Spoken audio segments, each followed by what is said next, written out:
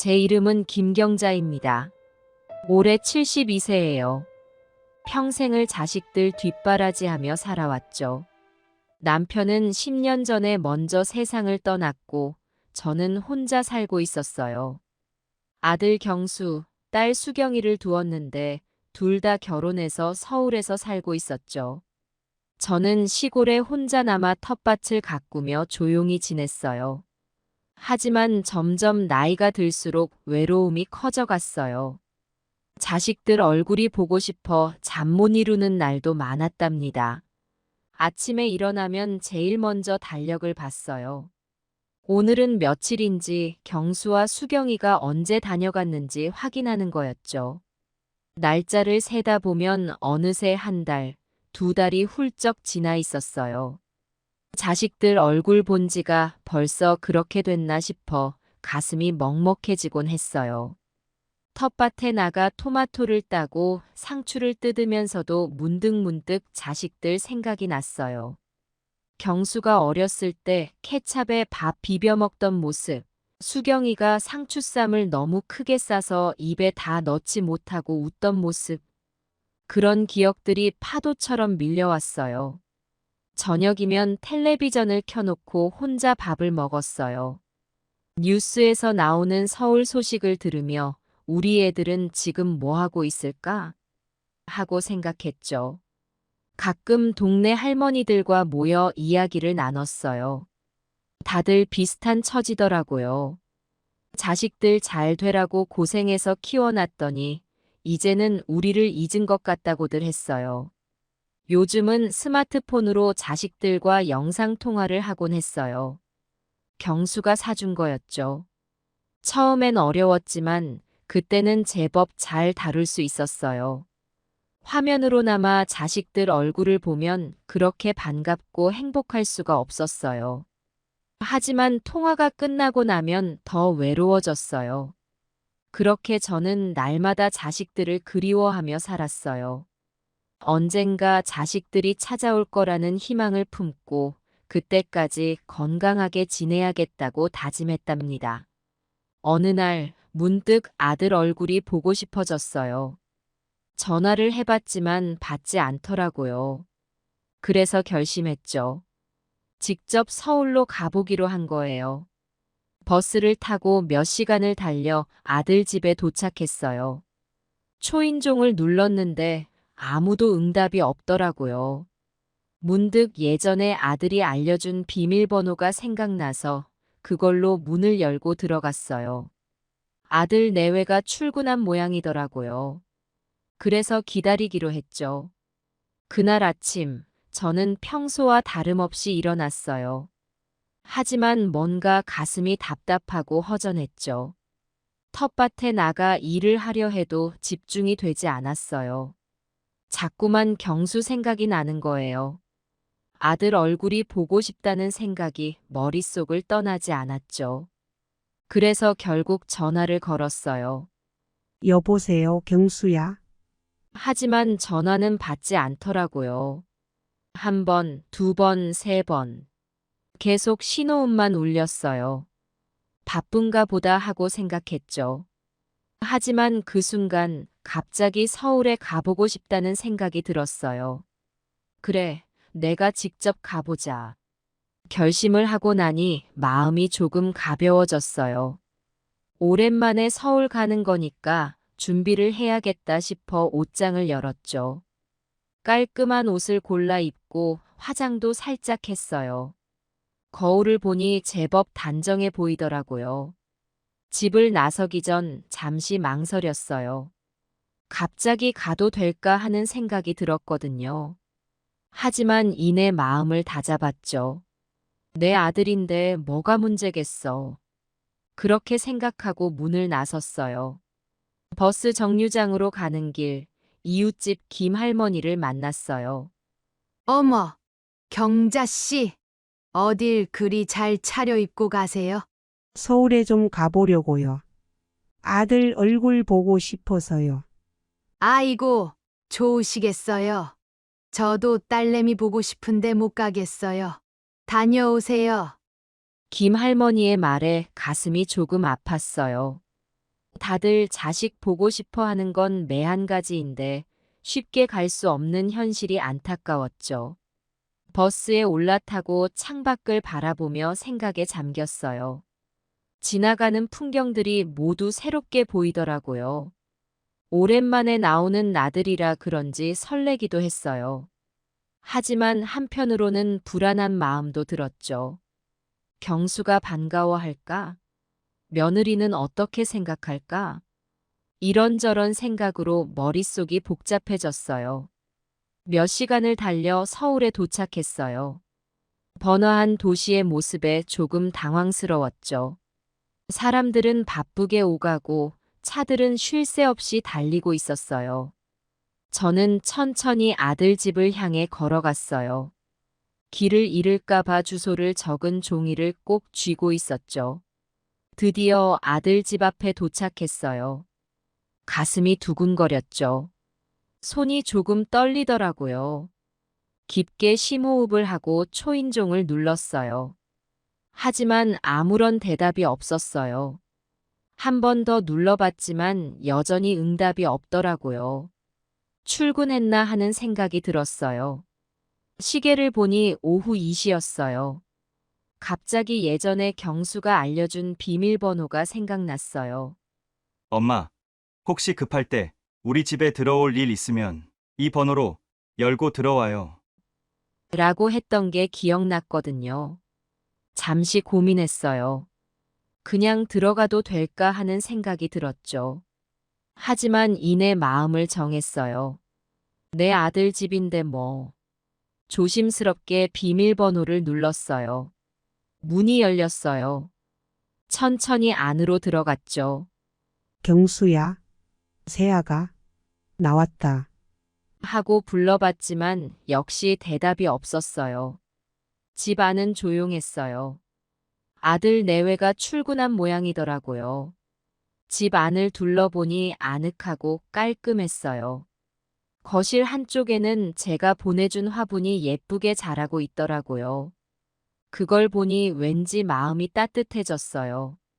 부엌으로 가보니 싱크대에 설거지 거리가 조금 있었어요. 바빠서 못했나 보다 하고 생각하며 설거지를 시작했어요. 설거지를 하면서 이런저런 생각이 들었어요. 경수와 며느리가 얼마나 바쁘게 살고 있을지, 어떤 어려움이 있을지.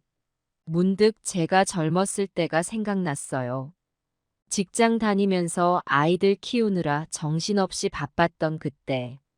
설거지를 마치고 거실로 나왔어요. 소파에 앉아 잠시 쉬었죠. 피곤했는지 그만 깜빡 잠이 들었나 봐요. 눈을 떴을 때는 어느새 해가 지고 있었어요. 이제 곧 올 시간이겠다 싶어 기다리기로 했어요. 텔레비전을 켜고 경수가 좋아하는 프로그램을 보면서 시간을 보냈죠. 가끔 현관문 소리가 나는 것 같아 귀를 기울이기도 했어요. 그렇게 기다리는 동안 제 마음은 설렘과 긴장으로 가득 찼어요.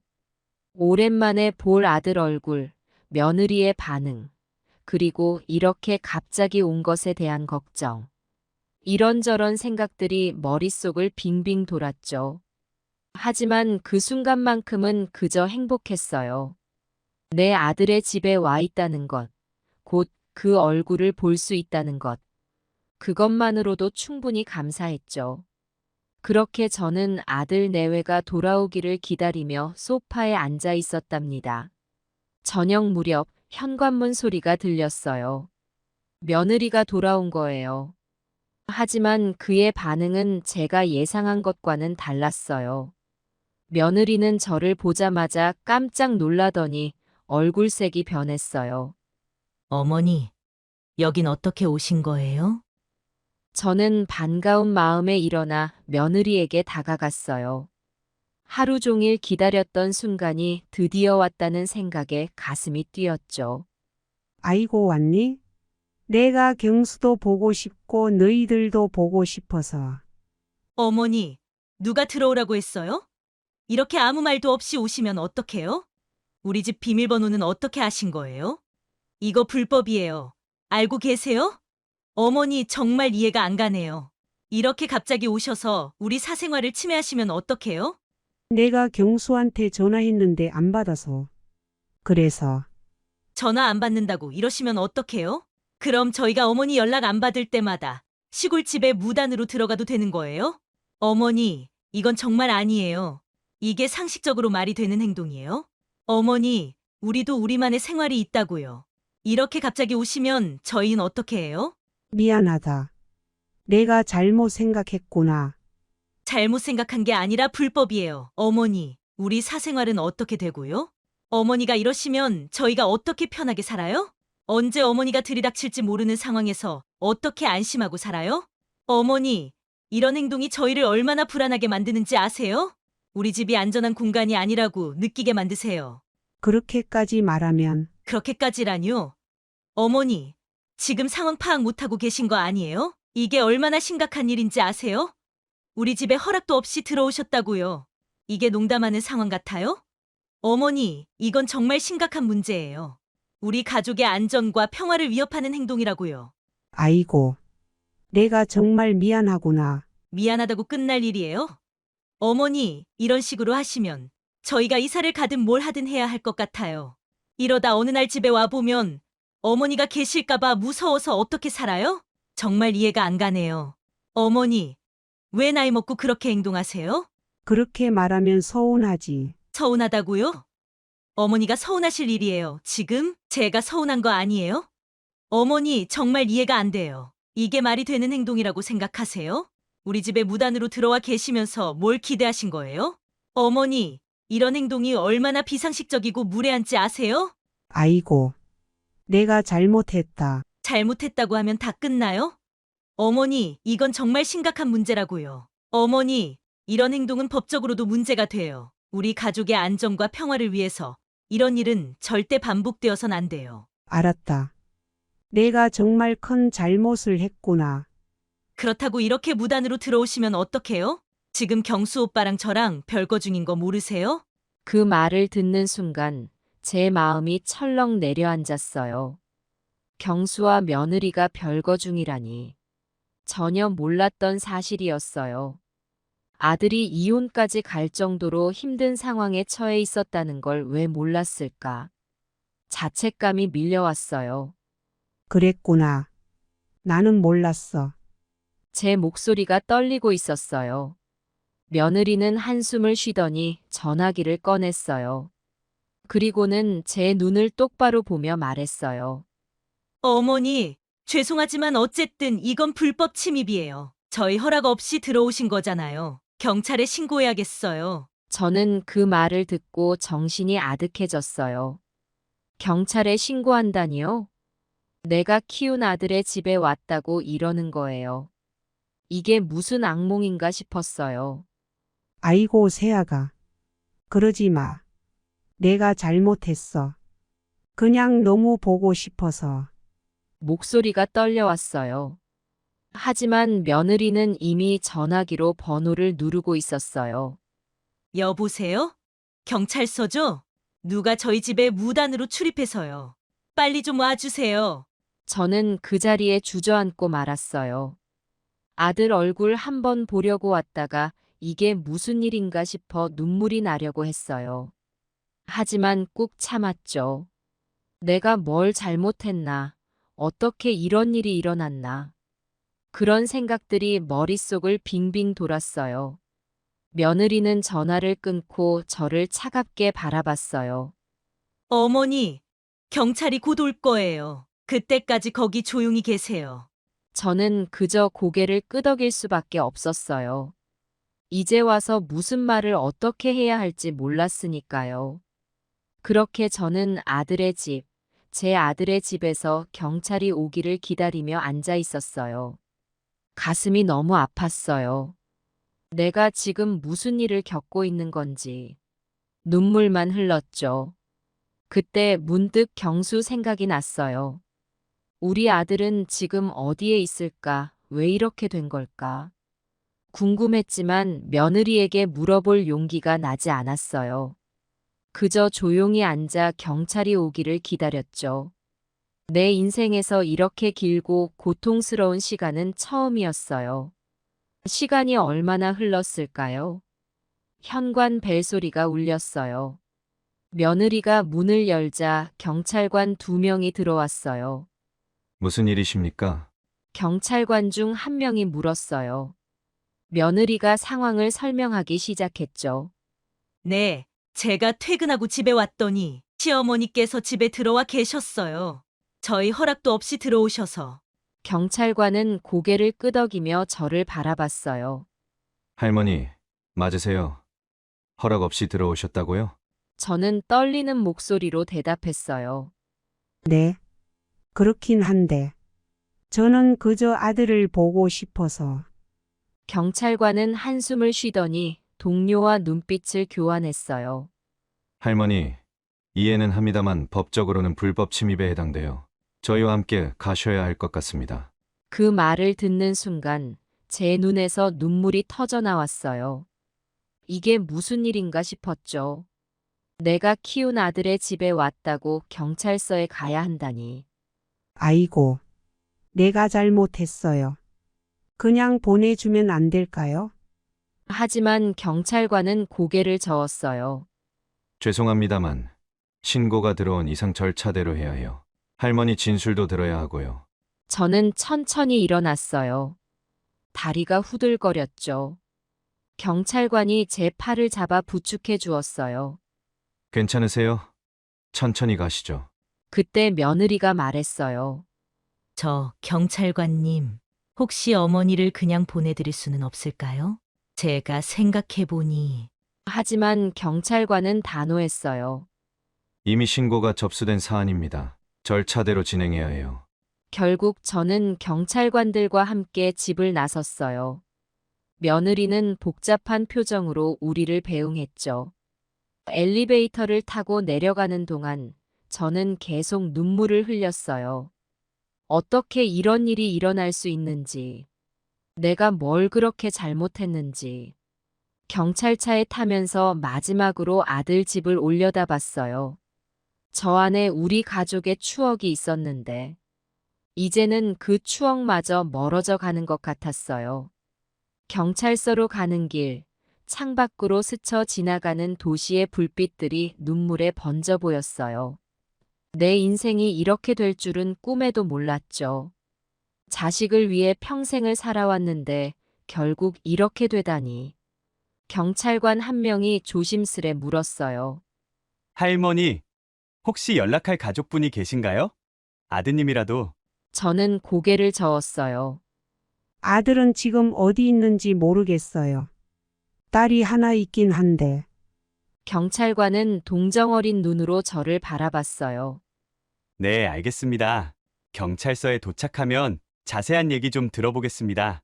그렇게 저는 경찰차를 타고 경찰서로 향했어요. 인생의 가장 긴 밤이 시작되고 있었죠. 그 순간 저는 생각했어요.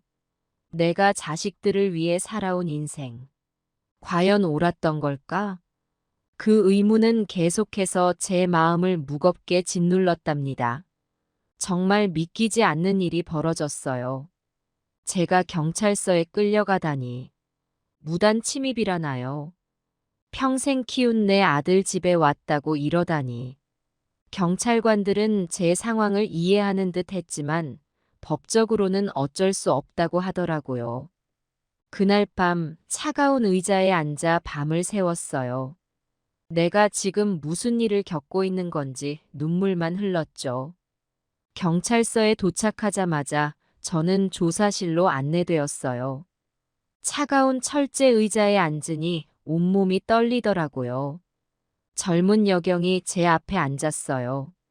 할머니, 제 이름은 김수진 순경입니다. 오늘 있었던 일에 대해 자세히 말씀해 주시겠어요? 저는 떨리는 목소리로 이야기를 시작했어요. 아이고. 내가 그저 아들 얼굴 한번 보려고 갔던 건데. 그리고는 처음부터 끝까지 모든 일을 말했어요. 아들 얼굴이 보고 싶어 무작정 서울에 온 것, 집에 들어간 것, 며느리와의 대화. 모든 것을 털어놓았죠. 김순경은 제 이야기를 들으며 고개를 끄덕였어요. 그리고 조심스레 물었죠. 할머니, 아드님과 며느님이 별거 중이신 걸 모르고 계셨던 거예요? 저는 고개를 숙이며 대답했어요. 네, 전혀 몰랐어요. 아들이 한 번도 말해주지 않았거든요. 김순경의 눈빛이 동정심으로 가득 찼어요. 많이 힘드셨겠어요. 하지만 법적으로는 이게 불법 침입에 해당돼요. 아드님이나 며느님이 고소를 취하하지 않는 한 저희도 어쩔 수 없어요. 그 말을 듣는 순간 가슴이 무너져 내리는 것 같았어요. 내가 키운 자식이, 내가 평생 사랑해온 아들이 나를 고소한다니. 이게 현실이라니 믿기지 않았어요. 그럼 이제 어떻게 되는 거예요? 김순경은 한숨을 쉬며 대답했어요. 일단 오늘 밤은 여기서 지내셔야 해요. 내일 검찰에 서류를 넘기고 그쪽에서 처분을 결정하게 될 거예요. 저는 그 자리에서 눈물을 터뜨리고 말았어요. 평생 살면서 이런 수치스러운 경험은 처음이었어요. 김순경이 제 어깨를 토닥이며 말했어요. 할머니, 너무 걱정하지 마세요. 아마 벌금형 정도로 끝날 가능성이 높아요. 그리고 제가 아드님께 연락해 볼게요. 오해가 있었던 것 같으니까요. 하지만 그 말도 제게는 위로가 되지 않았어요. 벌금을 내는 것보다 내 며느리가 나를 이렇게 대했다는 사실이 더 가슴 아팠으니까요. 밤이 깊어갔어요. 저는 차가운 의자에 앉아 밤을 새웠죠. 잠은 오지 않았어요.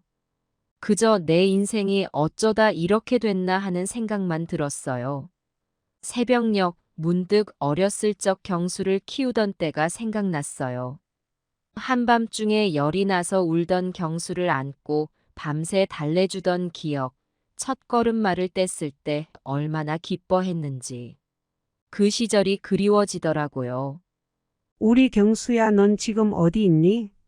엄마가 이렇게 있는 줄 알기나 하니. 혼잣말로 중얼거리다 보니 어느새 눈물이 볼을 타고 흘러내렸어요. 아침이 밝았어요. 김순경이 다시 찾아왔어요. 할머니 많이 힘드셨죠? 제가 아드님께 연락했어요. 아드님이 고소 취하한대요. 이제 나가셔도 되는데 따님이 올 거래요. 조금만 기다리세요. 그 말을 듣자 안도감과 동시에 복잡한 감정이 밀려왔어요. 경수가 고소를 취하했다는 소식에 안심이 되면서도 한편으로는 왜 직접 오지 않았을까 하는 서운함도 들었죠. 고맙습니다, 김순경님. 덕분에 잘 해결된 것 같아요. 할머니, 앞으로는 꼭 미리 연락하고 가세요. 이런 일이 다시 생기면 안 되니까요. 네, 그럴게요. 정말 죄송합니다. 20분 후, 딸 수경이가 경찰서로 절 데리러 왔어요. 수경이는 저를 보자마자 울면서 달려와 안았어요. 엄마, 괜찮으세요? 많이 놀라셨죠? 정말 죄송해요, 엄마. 수경아, 괜찮다. 엄마는 괜찮아. 너가 와줘서 고마워. 수경이는 계속해서 눈물을 흘리며 아들의 행동에 대해 사과했어요. 엄마, 오빠 대신 제가 죄송해요. 오빠가 이럴 줄은 몰랐어요. 저는 수경이의 등을 토닥이며 달랬어요. 하지만 제 마음속에는 여전히 커다란 상처가 남아 있었죠. 경찰서를 나와 수경이의 차에 탔어요. 집으로 돌아가는 길, 수경이가 조심스럽게 말을 꺼냈어요. 엄마, 사실 오빠랑 새언니가 최근에 큰 다툼이 있었어요. 이혼 직전의 상황이래요. 그 말을 듣는 순간 가슴이 철렁 내려앉았어요. 뭐라고? 이혼을 한다고? 네, 엄마. 오빠가 말하지 말라고 해서 엄마께 알리지 못했어요. 죄송해요. 그래서 내가 갑자기 나타나니까 놀란 거구나. 수경이는 고개를 끄덕였어요. 네, 엄마. 새언니도 많이 혼란스러운 상태였나 봐요. 그래서 이렇게 과민하게 반응한 것 같아요. 저는 한숨을 깊게 내쉬었어요. 상황을 이해는 하겠는데 그래도 마음 한구석이 아팠어요. 하지만 수경아, 그게 날 경찰에 신고할 이유가 되나? 내가 아무리 잘못했어도 엄마, 저도 그 부분은 이해가 안 돼요. 제가 새언니한테 따지고 싶은데 지금은 오빠도 많이 힘들어 하니까 조금 시간을 두고 이야기해 볼게요. 차 안에서 잠시 침묵이 흘렀어요. 창밖으로 스쳐 지나가는 풍경을 보며 생각에 잠겼죠. 내 아들의 삶이 이렇게 흔들리고 있었는데 난 아무것도 몰랐다니. 얼마나 힘들었을까, 우리 경수가. 수경아, 경수는 지금 어디 있니? 오빠요? 친구 집에서 지내고 있대요. 제부랑 떨어져 있는 중이래요. 그래. 엄마가 한번 만나봐야겠다. 이번 일로 서운한 것도 있지만 그래도 내 아들인데 이럴 때 옆에 있어줘야지. 수경이가 제 손을 꼭 잡았어요. 엄마, 너무 마음 아파하지 마세요. 시간이 지나면 다 해결될 거예요. 제가 오빠랑 잘 이야기해 볼게요. 고마워, 수경아. 너라도 이렇게 챙겨주니 위로가 되는구나. 집에 도착하자 수경이가 물었어요. 엄마, 제가 오늘 여기서 자고 갈까요? 혼자 계시기 힘드실 것 같아서요. 아니다, 수경아. 너도 가족이 있잖니. 엄마는 괜찮아. 이제 좀 쉬면 돼. 수경이는 걱정스러운 표정으로 잠시 머뭇거리더니 결심한 듯 휴대폰을 꺼냈어요. 며느리에게 전화를 걸더라고요. 여보세요, 새언니? 저 수경이에요. 아가씨, 무슨 일이에요? 엄마 일 때문에 전화드렸어요. 어떻게 그러실 수가 있어요? 뭐라고요? 제가 뭘 어떻게 했다는 거죠? 엄마를 그렇게 대하면 어떡해요? 엄마가 얼마나 상처받으셨는지 아세요? 아가씨, 잠깐만요. 제 말 좀 들어보세요. 어머님이 우리 집에 무단으로 들어오신 거예요. 비밀번호를 어떻게 하셨는지 모르겠지만 그렇게 들어오시면 어떡해요? 우리도 우리만의 생활이 있고 프라이버시가 필요해요. 갑자기 오셔서 집에 계시면 저희는 어떻게 해야 하나요? 차 생활은 어떻게 되고요? 이게 정상적인 상황이라고 생각하세요? 이건 정말 아니에요. 법적으로도 문제가 될 수 있는 행동이라고요. 이런 식으로 하시면 저희도 정말 곤란해요. 어머님도 이해하셔야 해요. 새언니, 그렇게 말씀하시면 안 돼요. 엄마가 얼마나 외로우셨으면 그러셨겠어요? 보고 싶어서 그러신 건데 왜 그렇게 심하게 말씀하세요? 경찰에 신고를 하다니요. 정말 너무하는 거 아니에요? 엄마 마음은 생각해 보셨어요? 평생 자식을 위해 사신 분인데 그렇게 대하시면 어떡해요? 자식 집 찾아갔다가 경찰에 신고 당하고 얼마나 서운하고 속상하셨겠어요? 아가씨, 이건 정말 아니에요. 보고 싶다고 해서 남의 집에 무단으로 들어가도 되는 건 아니잖아요? 이게 말이 되는 행동인가요? 저희 입장도 좀 생각해 주세요. 갑자기 집에 들어오면 저희는 얼마나 놀라겠어요? 안전하다고 생각했던 우리 집이 더 이상 안전하지 않다고 느끼게 되잖아요. 어머님이 언제 들어오실지 모른다는 불안감에 어떻게 편하게 살아요? 이건 단순히 보고 싶어서 그런 게 아니라 심각한 문제예요. 저희 생활을 완전히 침해하는 거라고요. 치매 같은 소리하고 자빠졌네. 너 치매 걸렸냐? 시어머니를 경찰에 신고하는 게 사람이냐? 수경아, 그만해. 엄마 가만히 계세요. 야, 너 지금 뭐 하는 거야? 갑자기 반말이 튀어나오네? 내가 너보다 몇 살이나 많은데 반말이 나와? 제정신이니? 어머니가 그러셨다고 해서 우리 집에 무단으로 들어오는 게 정당화될 수 있어? 너희 집에 내가 갑자기 들어가면 너는 좋겠어? 차 생활이고 뭐고 다 무시하고 들어가면 너는 뭐라고 할 거야? 어머니라고 해서 다 될 줄 알아? 이게 말이 되는 소리야? 너야말로 정신 좀 차려봐. 내가 반말하니까 너도 반말하냐? 엄마한테 그렇게 대하고 나한테 예의를 바래? 웃기지 마. 너 양심이 있어? 그렇게 살면서 잠이나 잘 오냐? 야, 너 말 다 했냐? 양심. 내가 양심에 찔리게 뭘 했는데? 우리 집에 무단으로 들어온 게 누구야? 그게 범죄라는 걸 알아? 어머니라고 해서 법을 무시해도 돼? 너 그렇게 살아왔어? 부모님이라면 뭐든 다 허용되는 줄 알아? 정신 좀 차리자. 우리도 우리 삶이 있어. 프라이버시라고 들어봤어? 너 진짜 너무하다. 프라이버시.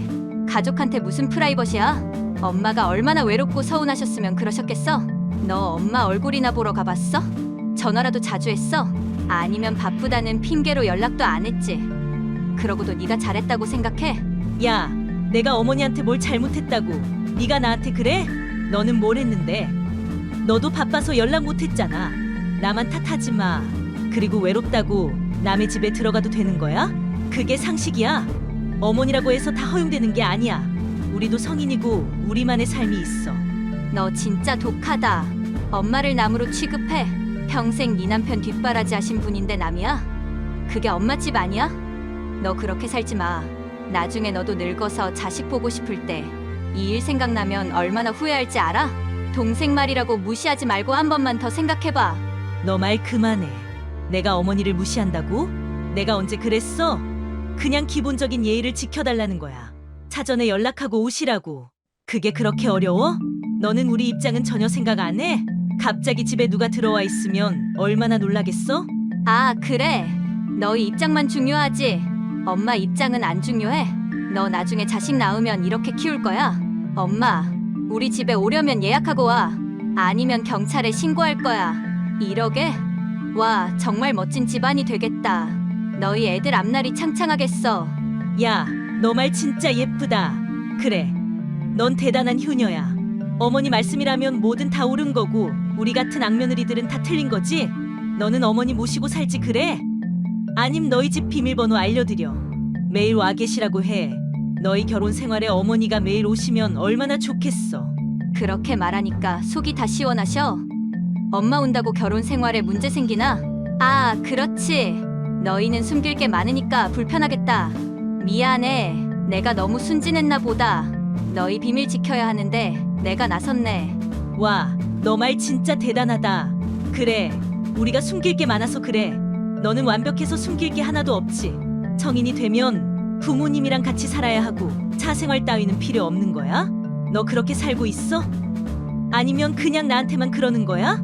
진짜 대단하네. 그렇게 말하니까 기분 좋아? 엄마를 범죄자 취급하고 나한테 이렇게 말하니까 속이 다 시원해. 너 정말 행복하겠다. 가족이고 뭐고 다 없어지고 너 하나만 남았으니까 축하해. 이제 아무도 너 귀찮게 안 할 거야. 야, 너 말 진짜 예쁘다. 그래, 난 나쁜 사람이고 넌 천사야.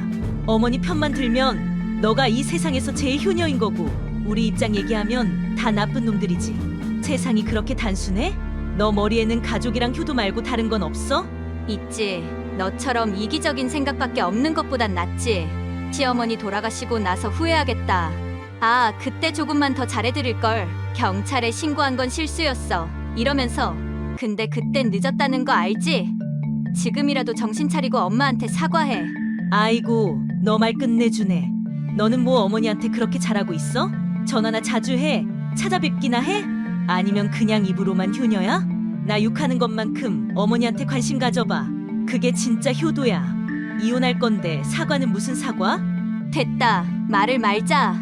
시어머니 신고까지 한 인간하고 무슨 대화를 해. 끊어. 수경이가 전화를 끊고 나서 한동안 아무 말도 없이 서 있었어요. 그 아이의 얼굴에는 분노와 실망감이 가득했죠. 저는 그저 딸의 어깨를 토닥여줄 수밖에 없었어요. 수경아, 괜찮아. 엄마는 괜찮아. 수경이가 깊은 한숨을 내쉬며 말했어요. 엄마, 저는 정말 이해가 안 돼요. 어떻게 가족한테 그럴 수가 있죠? 저는 딸의 손을 잡고 소파에 앉았어요. 세상 일이 다 그렇더라. 이해할 수 없는 일들이 벌어지기도 해. 그래도 엄마, 이건 너무해요. 새언니가 어떻게 그럴 수가 있어요? 경찰에 신고를 하다니. 저는 잠시 생각에 잠겼다가 말했어요. 수경아, 우리가 모르는 사정이 있을지도 몰라. 경수와 며느리 사이에 무슨 일이 더 있었던 걸지도 모르지. 수경이가 고개를 저었어요. 그래도 엄마, 무슨 일이 있었다고 해도 이렇게까지 할 필요는 없잖아요. 그렇지. 하지만 우리가 뭐라고 해도 소용없을 것 같구나. 시간이 지나면 그 애들도 깨닫겠지. 수경이는 한동안 말이 없었어요. 그러다 문득 고개를 들더니 물었어요. 엄마는 괜찮으세요? 많이 서운하시죠? 저는 애써 미소를 지었어요. 괜찮아, 이 나이 먹도록 살아보니 이런 일쯤이야.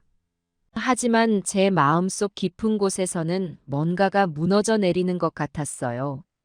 평생을 바쳐 키운 아들과 며느리가 저를 이렇게 대하다니.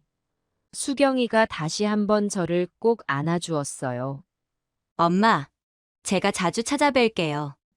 너무 마음 쓰지 마세요. 그래, 고마워. 넌 언제나 우리 착한 딸이었어. 수경이를 배웅하고 현관문을 닫는 순간 갑자기 온 집안이 너무나 적막하게 느껴졌어요. 마치 제 인생 전체가 이 적막 속에 갇힌 것만 같았죠. 수경이를 보내고 집에 혼자 남자 텅 빈 집안을 둘러봤어요. 벽에 걸린 가족 사진이 눈에 들어왔어요.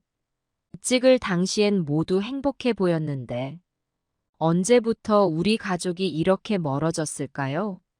소파에 앉아 깊은 한숨을 내쉬었어요. 가슴이 아팠지만 한편으로는 이제부터 어떻게 해야 할지 고민이 되더라고요. 경수의 상황도 걱정되고 며느리와의 관계도 어떻게 해야 할지 막막했어요. 며칠 후 현관 벨소리가 울렸어요.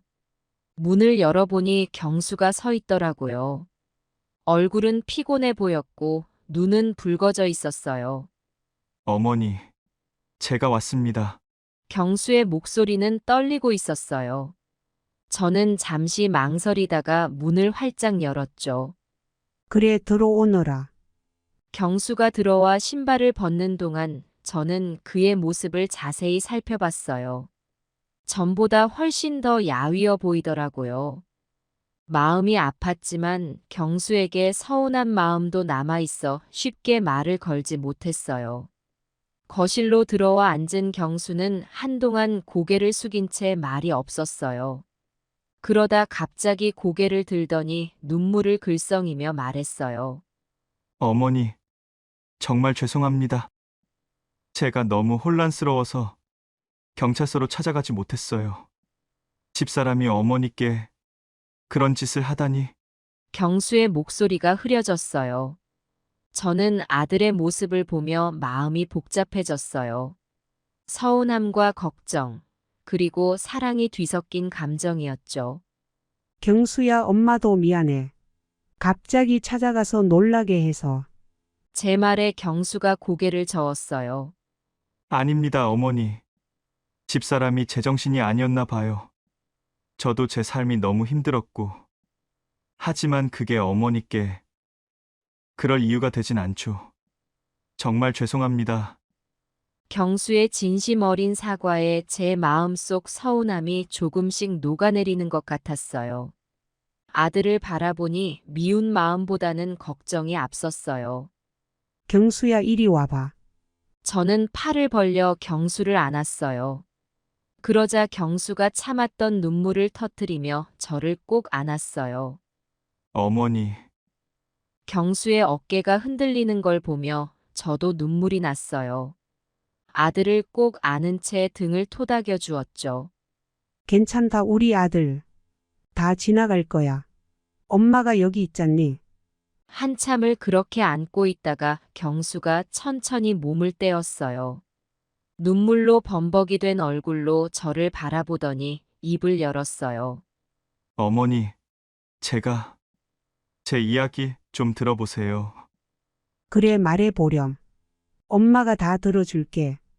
경수는 깊은 한숨을 내쉬고 이야기를 시작했어요. 사실 제가 회사에서 큰 실수를 했어요. 제 잘못으로 회사가 거액의 손해를 봤죠. 지금 징계위원회에 회부된 상태예요. 최악의 경우 해고될 수도 있어요.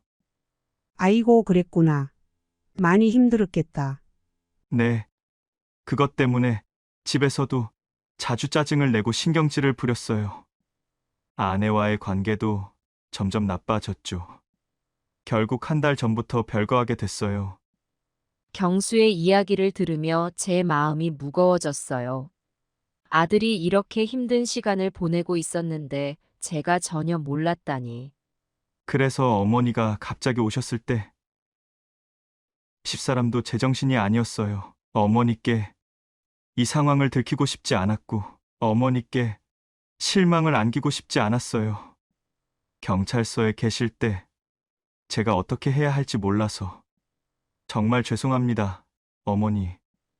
경수의 눈에서 다시 눈물이 흘러내렸어요. 저는 아들의 손을 꼭 잡았어요. 경수야, 힘들면 엄마한테 말했어야지. 엄마가 뭐라도 도와줄 수 있었을 텐데. 죄송해요, 어머니. 제가 혼자 해결하려고 했어요. 어머니께 걱정 끼치기 싫어서. 무슨 소리냐? 부모 자식 간에 그게 무슨 걱정이야. 앞으로는 꼭 엄마한테 말해. 알았지?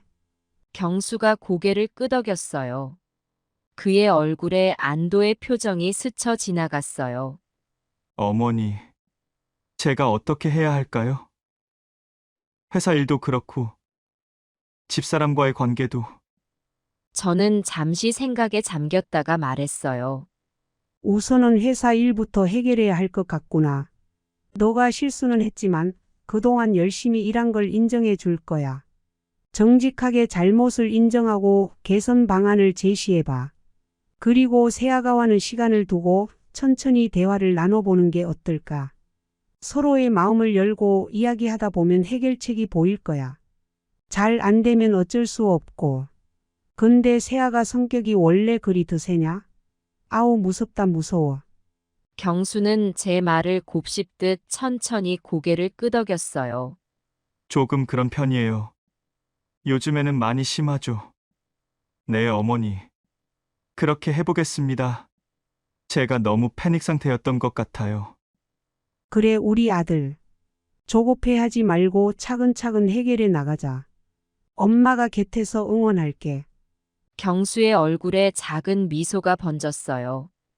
오랜만에 보는 아들의 미소에 제 마음도 따뜻해졌어요. 어머니, 제가 앞으로 자주 찾아뵐게요.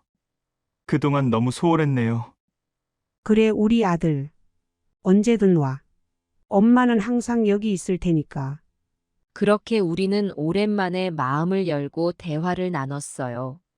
아들의 고민을 들으며 제가 해줄 수 있는 조언을 아끼지 않았죠. 경수가 돌아갈 때쯤엔 그의 얼굴에 희망의 빛이 어렸어요. 문을 닫고 혼자 남자 깊은 한숨이 나왔어요. 아들의 삶이 이렇게 힘들었다니. 하지만 이제 알았으니 함께 이겨낼 수 있을 거예요. 앞으로 더 자주 연락하고 더 가까이에서 지켜봐야겠다고 다짐했어요. 몇 달 뒤 아들에게 전화가 왔어요. 어머니, 저예요. 경수의 목소리가 무겁게 들렸어요. 평소와는 다른 톤이었죠. 직감적으로 뭔가 큰일이 있었음을 느꼈어요. 그래, 경수야. 무슨 일 있니? 잠시 침묵이 흘렀어요. 그 짧은 순간 동안 제 마음은 불안으로 가득 찼어요. 그리고 경수가 떨리는 목소리로 말했어요. 어머니, 저 이혼했어요. 순간 제 마음이 철렁 내려앉았어요. 예상은 했지만 실제로 그 말을 들으니 가슴이 아팠어요. 아들의 결혼 생활이 끝났다는 현실이 저를 무겁게 짓눌렀어요. 그랬구나. 많이 힘들었겠다. 죄송해요, 어머니. 제가 잘하지 못해서. 경수의 목소리에서 흐느낌이 느껴졌어요. 강한 척하던 아들이 이렇게 무너지는 모습을 들으니 제 마음도 찢어지는 것 같았어요. 저는 아들을 달래주고 싶었지만 전화로는 그저 말밖에 할 수 없었죠. 아니야, 경수야. 너 잘못이 아니야. 둘이 열심히 노력했을 텐데 그렇게 됐다면 어쩔 수 없는 거야. 인생이란 게 때론 그렇게 흘러가기도 하는 거야. 어머니, 저 이제 어떻게 살아야 할지 모르겠어요. 모든 게 무너진 것 같아요. 아들의 말에 제 가슴이 찢어지는 것 같았어요. 그동안 얼마나 힘들었을지 생각만 해도 눈물이 났어요. 제가 더 일찍 알아채고 도와주지 못한 것이 후회되었어요. 경수야, 엄마가 있잖아. 우리 함께 이겨내보자. 너가 원한다면 엄마가 서울로 올라갈게. 엄마가 함께 있어줄게. 정말요? 어머니가 올라오실 수 있으세요? 제가 너무 이기적인 걸까요? 경수의 목소리에 작은 희망이 느껴졌어요. 동시에 불안함도 묻어났죠. 그럼 당연하지. 내 아들을 위해서라면 뭐든 할 수 있지. 넌 결코 이기적인 게 아니야. 우리는 가족이잖아. 고마워요, 어머니. 정말 감사해요. 제가 어떻게 해야 할지 모르겠어요. 괜찮아. 우리가 함께 해결해 나갈 거야. 엄마가 곧 갈게. 통화를 마치고 나서 저는 한동안 멍하니 앉아 있었어요. 아들의 이혼 소식에 마음이 아팠지만 한편으로는 이제 제가 할 수 있는 일이 생겼다는 생각에 조금은 안도가 되었어요. 제가 필요한 곳이 생긴 거죠. 다음 날부터 서울 올라갈 준비를 시작했어요. 오랫동안 살아온 집을 정리하고 필요한 물건들을 챙겼죠. 평생을 살아온 이 집을 떠난다고 생각하니 마음이 복잡했어요. 하지만 아들을 위해서라면 이 정도쯤이야. 이웃들에게 인사를 하고 다니는데 모두들 걱정스러운 얼굴이었어요. 경자 씨, 서울 가서 고생하지 말고 그냥 여기 계세요. 그 나이에 무슨 서울살이에요. 아이고, 그래도 자식 일인데 어떡해요. 가봐야죠. 어미 맘이 다 그렇죠. 떠나는 날 버스에 오르면서 문득 이 결정이 맞는 건가 하는 의문이 들었어요. 익숙한 모든 것을 뒤로하고 새로운 삶을 시작한다는 게 두렵기도 했죠. 하지만 힘들어하는 경수의 목소리를 떠올리니 다시 마음을 다잡을 수 있었어요. 서울에 도착해서 경수의 집으로 향했어요. 문을 열고 들어가니 경수가 있었어요. 아들은 저를 보자마자 달려와 안겼어요. 어머니, 그 순간 느꼈어요. 제가 이곳에 와야 했던 이유를. 아들에게는 지금 제가 필요하다는 것을. 제 품에 안긴 아들의 어깨가 떨리는 걸 느끼며 제 결정이 옳았다는 확신이 들었어요. 그래, 엄마가 왔다. 이제 다 잘 될 거야. 우리 함께 이겨내자. 그렇게 우리의 새로운 일상이 시작되었어요. 처음에는 서로 어색하기도 했죠. 오랜만에 함께 사는 거라 적응하는데 시간이 좀 걸렸어요. 하지만 점차 우리만의 리듬을 찾아갔어요. 아침이면 제가 일찍 일어나 경수를 위해 식사를 준비했어요. 처음엔 괜찮다며 사양하던 경수도 점점 제가 차려주는 아침을 기대하더라고요. 어머니, 오늘 된장찌개 정말 맛있어요. 그래? 다행이구나. 더 먹을래? 이런 소소한 대화가 우리를 조금씩 가깝게 만들어갔어요. 경수는 아직 회사를 다니고 있었어요. 아침에 출근할 때면 제가 현관문까지 배웅해주곤 했죠. 다녀오겠습니다. 그래, 조심히 다녀와. 퇴근 후에는 함께 저녁을 먹으며 하루 일과를 나눴어요. 경수가 회사에서 있었던 일들을 이야기하면 저는 귀 기울여 들어주었죠. 때로는 조언을 해주기도 하고, 때로는 그저 묵묵히 들어주기만 했어요. 주말이면 함께 시장에 가서 장을 보고 가끔은 근처 공원을 산책하기도 했어요. 그런 시간들이 쌓이면서 경수의 표정이 조금씩 밝아지는 게 느껴졌어요. 딸 수경이도 자주 놀러 왔어요. 처음에는 걱정스러운 얼굴로 왔다가 우리가 잘 지내는 걸 보고는 안심한 듯 했죠. 엄마, 오빠 많이 좋아진 것 같아요.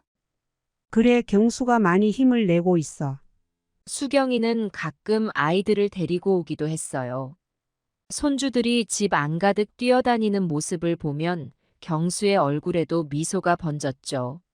삼촌, 우리랑 놀아줘. 그래. 삼촌이 같이 놀아줄게. 그렇게 웃고 떠드는 모습을 보면 제 마음도 따뜻해졌어요. 물론 힘든 순간도 있었어요. 가끔 경수가 술을 마시고 늦게 들어올 때면 마음이 아팠죠. 경수야, 너무 늦었구나. 죄송해요, 어머니. 저도 모르게. 그럴 때면 아무 말 없이 경수를 안아주었어요. 그러면 경수는 어린아이처럼 제 품에 안겨 울곤 했죠. 시간이 지나면서 경수도 조금씩 변해갔어요. 이혼의 아픔을 딛고 일어서려 노력하는 모습이 보였죠. 어머니, 제가 요새 운동을 시작했어요. 그래. 잘했어. 건강이 최고지. 운동을 시작하더니 독서 모임에도 나가기 시작했어요. 새로운 취미를 만들어가는 경수를 보며 저도 뿌듯했답니다. 우리의 일상은 특별한 게 없었어요. 하지만 그 평범한 일상 속에서 우리는 서로를 이해하고 의지하며 조금씩 성장해 나갔죠. 어머니, 제가 이렇게 다시 일어설 수 있었던 건 다 어머니 덕분이에요. 아니야, 경수야. 너가 스스로 이겨낸 거야. 엄마는 그저 옆에 있어준 것뿐이야. 1년이 지나고 2년이 지나면서 경수는 점점 더 안정을 찾아갔어요. 이제는 가끔 농담도 하고 웃음소리도 커졌죠. 어머니, 우리 이번 주말에 여행 한번 다녀올까요? 그래, 좋지. 어디로 갈까? 우리는 함께 여행을 다녀오기도 하고 가족 모임을 갖기도 했어요. 수경이네 가족과 함께 식사를 하면서 웃고 떠드는 모습을 보면 우리가 많이 좋아졌구나 하는 생각이 들었죠. 3년이 지났을 때 경수가 제게 말했어요. 어머니, 이제 제가 혼자 살아볼까 해요. 순간 놀랐지만 곧 미소 지을 수 있었어요. 제 아들이 다시 세상 속으로 나갈 준비가 된 거니까요. 그래, 너가 준비됐다고 생각하면 그렇게 하자. 경수가 독립한 후에도 우리는 자주 연락하고 만났어요. 이제는 제가 경수의 집에 놀러 가는 날도 있었죠.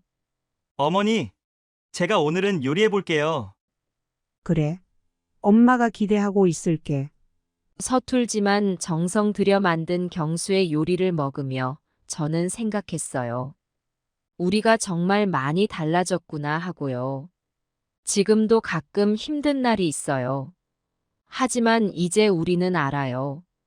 함께라면 어떤 어려움도 이겨낼 수 있다는 걸요. 그리고 그 과정에서 우리는 더 단단해지고 더 가까워진답니다. 이제 저는 다시 제 집으로 돌아왔어요. 하지만 예전과는 달라요. 이제 저는 혼자가 아니에요.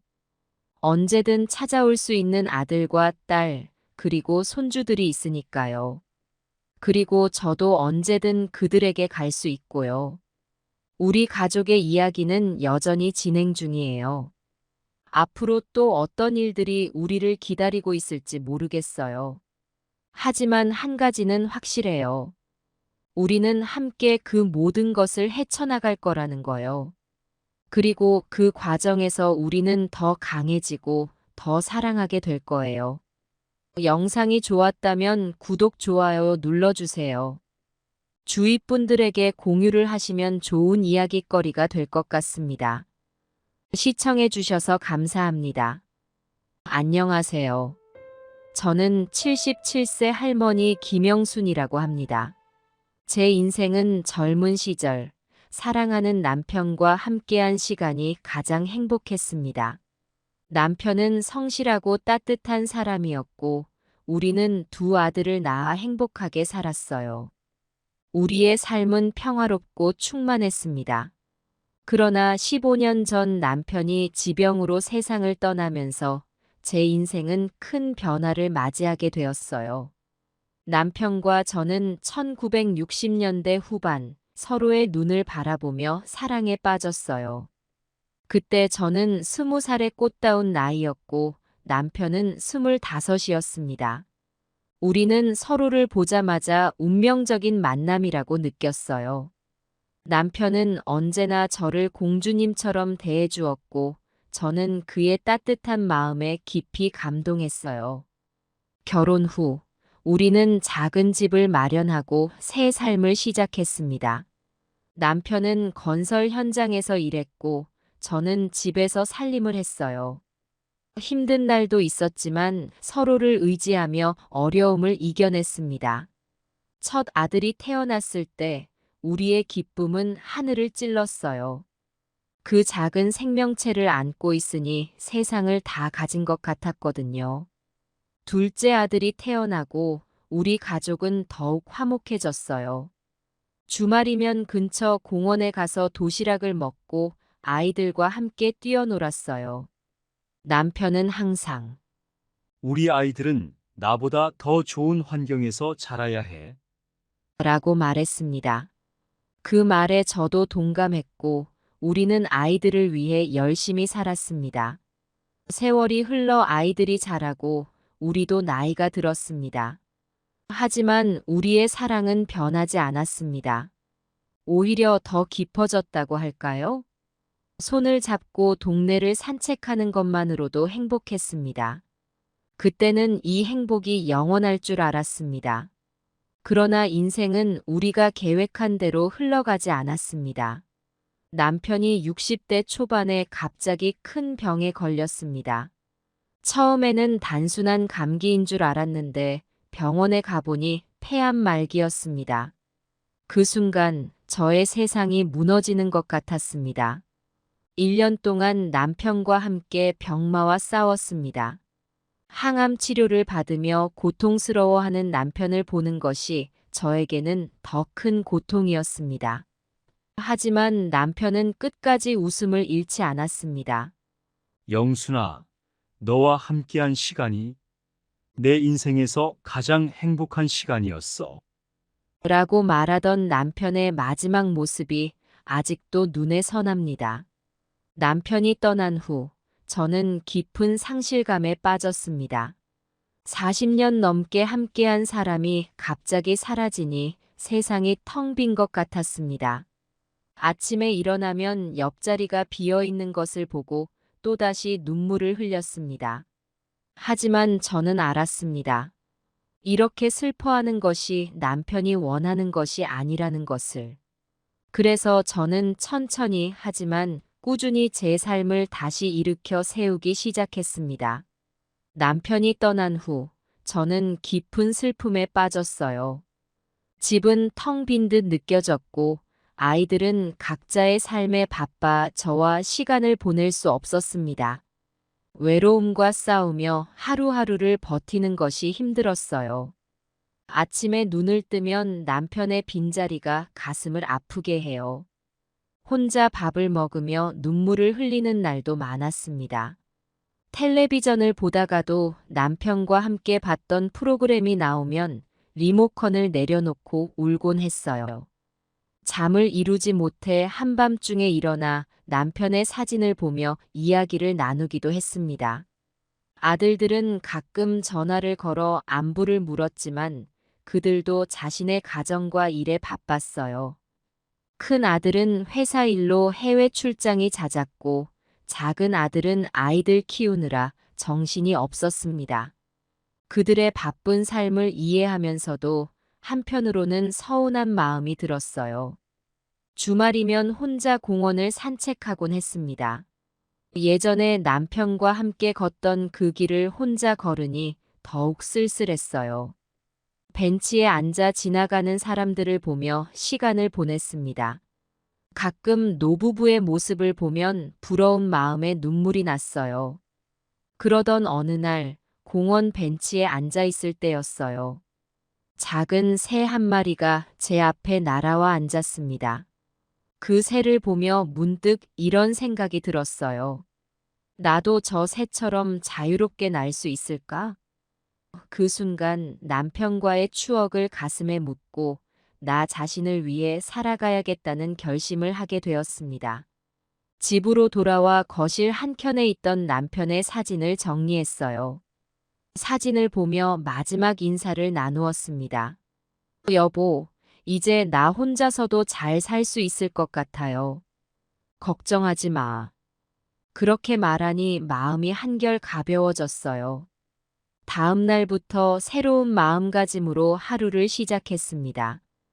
아침 일찍 일어나 동네 한 바퀴를 걸었어요. 신선한 공기를 마시니 기분이 좋아졌습니다. 집에 돌아와 혼자지만 정성껏 아침 식사를 준비했어요. 남편이 좋아하던 된장찌개를 끓이며 이제는 나를 위해 맛있는 음식을 해야겠다고 생각했습니다. 남편이 남긴 재산을 정리하기 시작했어요. 은행에 가서 재무 상담을 받고 소박하게나마 노후를 준비했습니다. 혼자 있는 시간을 의미 있게 보내기 위해 노력했어요. 동네 도서관에 가서 책을 빌려 읽기 시작했어요. 젊었을 때 못 읽었던 책들을 읽으니 새로운 세상이 열리는 것 같았습니다. 글씨가 잘 안 보여 돋보기를 사서 썼지만 그것조차도 즐거웠어요. 복지관에서 하는 프로그램에도 참여하기 시작했습니다. 요가 수업에 나가 몸을 움직이니 건강해지는 느낌이 들었어요. 거기서 만난 또래 할머니들과 이야기를 나누며 위로를 받았습니다. 우리는 서로의 아픔을 공감하고 힘이 되어 주었어요. 이렇게 하루하루 살다 보니 어느새 마음의 상처가 조금씩 아물어갔습니다. 여전히 남편이 그립고 보고 싶지만 이제는 그 그리움을 안고 살아갈 수 있는 힘이 생겼어요. 남편이 하늘에서 저를 지켜보고 있다고 생각하니 더욱 열심히 살고 싶어졌습니다. 세월이 흘러가면서 첫째 아들이 사업을 시작했어요. 처음에는 기뻤습니다. 우리 아들이 이제 제 앞길을 찾아가는구나 하고 말이에요. 하지만 곧 그 기쁨은 걱정으로 바뀌었습니다. 어느 날 첫째가 집에 찾아왔어요.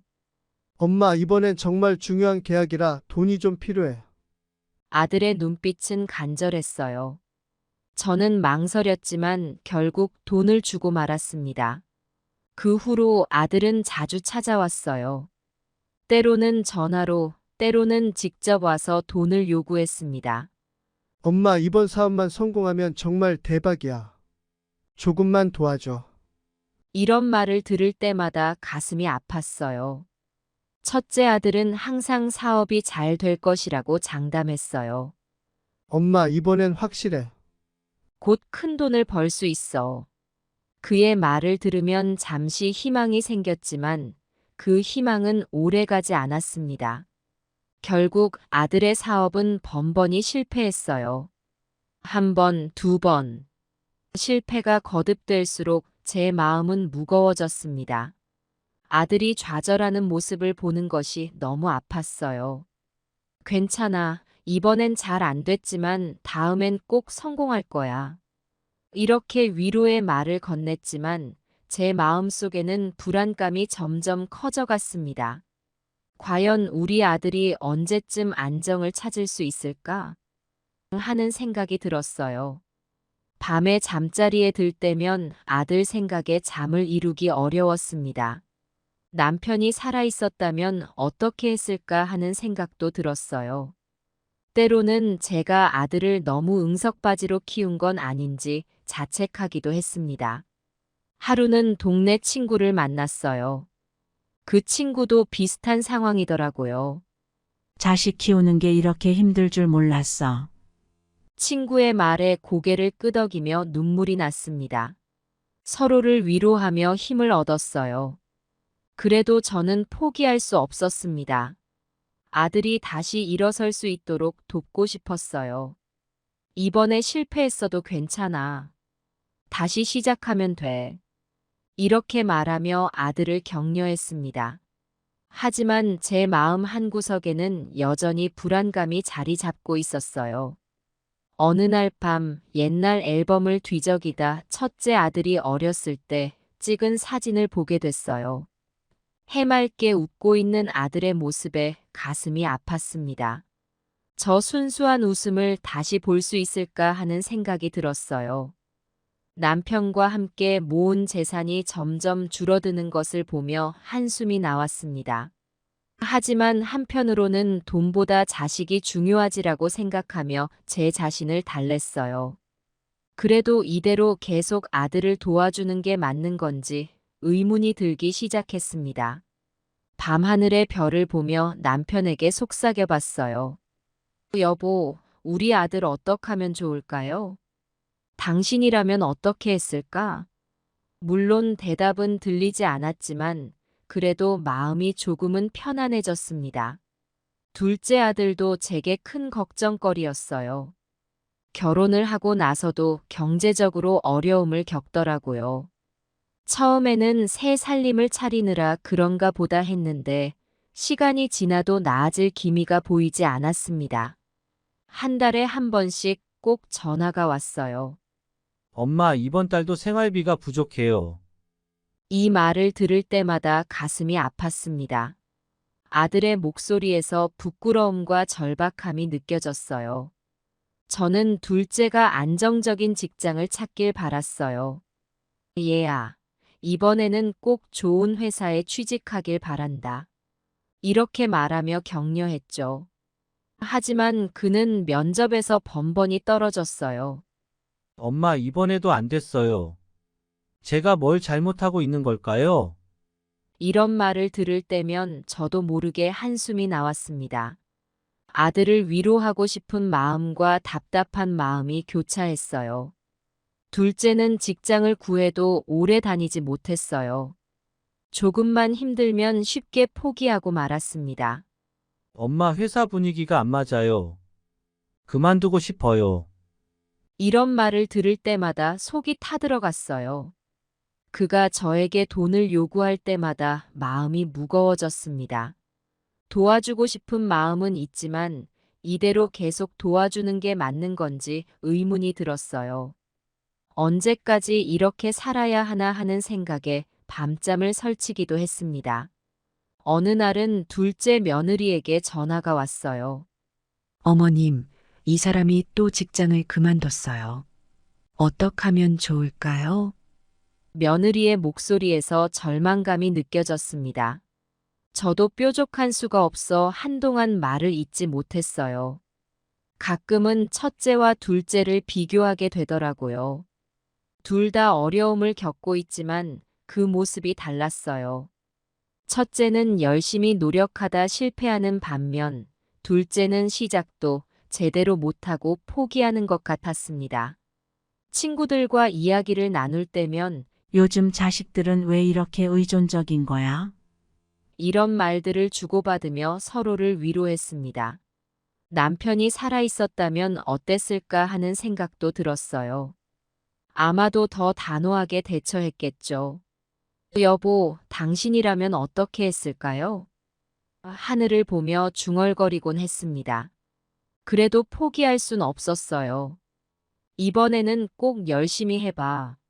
너가 할 수 있다는 걸 보여줘. 이렇게 말하며 아들을 격려했습니다. 하지만 내심 과연 변할 수 있을까 하는 의구심이 들었어요. 밤에 잠자리에 들 때면 두 아들 생각에 마음이 복잡해졌습니다.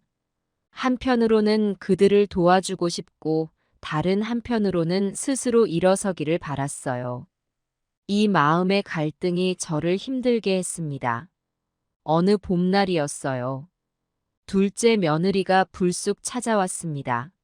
어머님, 잠깐 시간 괜찮으세요? 며느리의 목소리에서 뭔가 심상치 않음을 느꼈어요. 차 한 잔을 앞에 두고 며느리가 입을 열었어요. 어머님, 저희가 이번에 차를 사야 하는데 도와주실 수 있으신가요? 이 말을 듣는 순간 당혹스러웠습니다.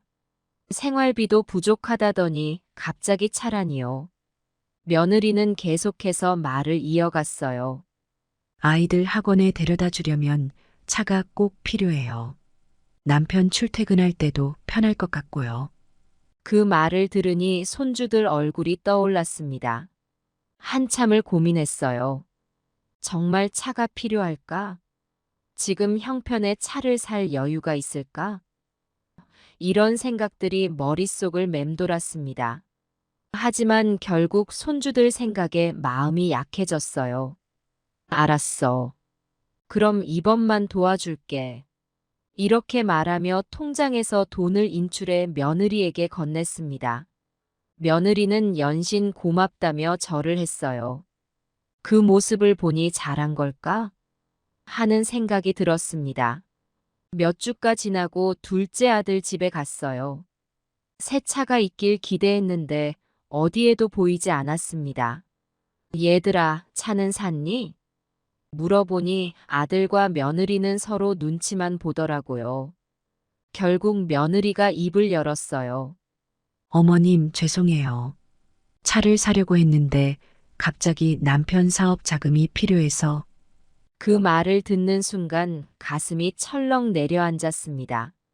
알고 보니 그 돈은 아들의 사업에 투자됐더라고요. 엄마, 저 정말 대박 날 것 같아요. 조금만 기다려 주세요. 아들의 말에 한숨만 나왔습니다. 그 후로도 그들의 삶은 나아지지 않았어요. 새 사업은 또 실패로 끝났고 생활은 더 어려워졌습니다. 손주들 학원비도 제때 내지 못한다는 소리를 들을 때마다 가슴이 아팠어요. 밤에 혼자 앉아 생각해 봤어요. 내가 너무 쉽게 돈을 줘서 그런 걸까? 아니면 애초에 도와주지 말았어야 했나? 이런 생각들로 머리가 복잡해졌습니다. 친구들에게 이 이야기를 했더니 다들 고개를 절레절레 흔들더라고요. 요즘 자식들은 부모 등골 빼먹는 재주만 늘었어. 이런 말을 들으니 마음이 더 무거워졌어요. 그래도 저는 포기할 수 없었습니다. 어떻게 하면 자식들이 제대로 된 삶을 살 수 있을까? 매일 밤 이 생각으로 잠들곤 했어요. 하지만 답은 쉽게 찾아지지 않았습니다. 가을 어느 날이었어요. 낙엽이 떨어지는 소리가 마당에 들릴 때쯤 첫째 아들이 찾아왔습니다. 문을 열자마자 그 애의 얼굴에서 무언가를 직감했어요. 또 돈 때문에 온 거구나 하는 생각이 들었죠. 거실에 앉아 차를 마시며 아들이 입을 열었어요. 엄마, 이번엔 정말 마지막이야. 이번 프로젝트는 확실해. 그 말을 듣는 순간 가슴이 아팠습니다. 몇 번이나 그 말을 들었던가요? 아들의 눈빛은 간절했어요. 이번엔 정말 큰 회사와 계약을 앞두고 있어. 성공하면 그동안 빌린 돈 다 갚을 수 있어. 그 말에 잠시 흔들렸습니다. 정말일까 하는 생각이 들었어요. 하지만 이내 현실을 직시하게 됐죠. 이미 그가 여러 번 실패한 것을 알고 있었으니까요. 그동안 많이 힘들었지? 이렇게 말하며 아들의 손을 잡았어요. 그의 손이 떨리는 게 느껴졌습니다. 한참을 고민했어요. 머릿속에서는 이제 그만 도와줘야 해라는 생각과 이번이 마지막일 거야 라는 생각이 싸웠습니다. 결국 모정이 이성을 이겼어요. 알았어. 이번이 정말 마지막이다. 이렇게 말하며 통장을 꺼냈습니다. 돈을 건네며 아들의 눈을 똑바로 봤어요. 이번엔 꼭 성공하길 바란다. 아들은 고개를 끄덕이며 눈물을 글썽였습니다. 그 모습을 보니 마음이 아팠어요. 며칠이 지나고 아들에게서 연락이 왔어요. 엄마, 계약이 성사됐어. 이제 정말 잘 될 것 같아. 그 말을 듣고 안도의 한숨을 쉬었습니다. 드디어 우리 아들이 제 길을 찾은 걸까? 하는 생각이 들었어요. 하지만 그 기쁨도 잠시였습니다.